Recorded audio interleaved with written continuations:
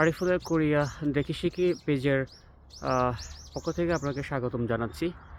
এই ভিডিওতে আমরা কোরিয়ার কিছু জিনিস শেখার চেষ্টা করব, তাহলে ভিডিওর সাথেই থাকুন।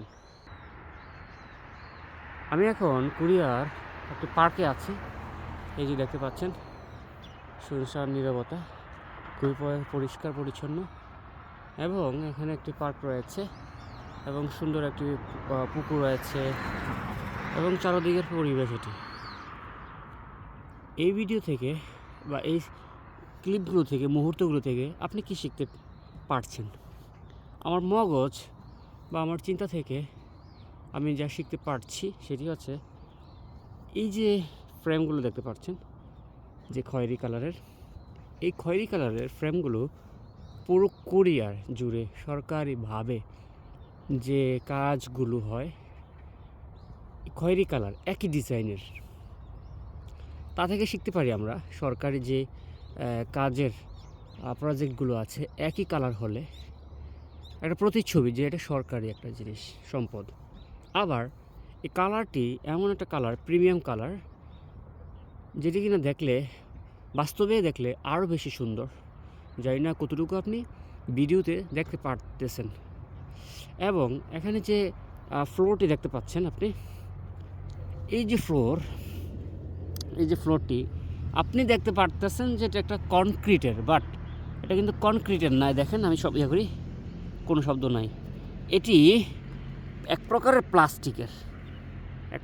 প্লাস্টিকের এগুলো। কোরিয়া জুড়ে এই ধরনের যত ফুটপাথ রয়েছে, এদিকে এই অংশটা পাথরের, আর এই অংশটা কিন্তু এক প্রকার প্লাস্টিকের। এটা অক্ষয় এবং হাঁটলে অনেকটা আরাম। এবং এখানে আরেকটা বিষয়, সেটি হচ্ছে এটা স্লিপ কাটে না, তাই বৃদ্ধ সব বয়সী মানুষ হাঁটতে পারে, স্লিপ কাটে না। এবং এটা তুলনামূলক কনক্রিট ব্যবহারের চাইতে কম টাকা ব্যবহার করা যায়, মানে কাজটা সম্পন্ন হয় এবং খুবই সুন্দর। তো এই বিষয়গুলো আরিফুলের কোরিয়া দেখি শিখি পেজ থেকে আমরা শিখতে পারি। আবার এই যেমন এই যে দেখুন, এখানে কিন্তু লাইটের ব্যবস্থা আছে কিন্তু বিদ্যুতের লাইন নাই। তাই তারা কি করেছে দেখেন, এই যে সোলার সিস্টেম ব্যবহার করেছে। তাই এখানে সোলার অটোমেটিক চার্জ হবে, অটোমেটিক সময় মতন বাতি জ্বলবে। সো এই বিষয়গুলো আমার দৃষ্টিতে কোরিয়ার যে এই বিষয়গুলো আছে, তা এই জ্ঞানগুলো বাংলাদেশে ছড়িয়ে দেওয়ার জন্য আমার প্রচেষ্টা। কোরিয়া থেকে সংগ্রহকৃত তথ্য জ্ঞান আমি বাংলাদেশে উন্নয়নের জন্য ছড়িয়ে দেওয়ার জন্য অবদান রাখার চেষ্টা করছি মাত্র।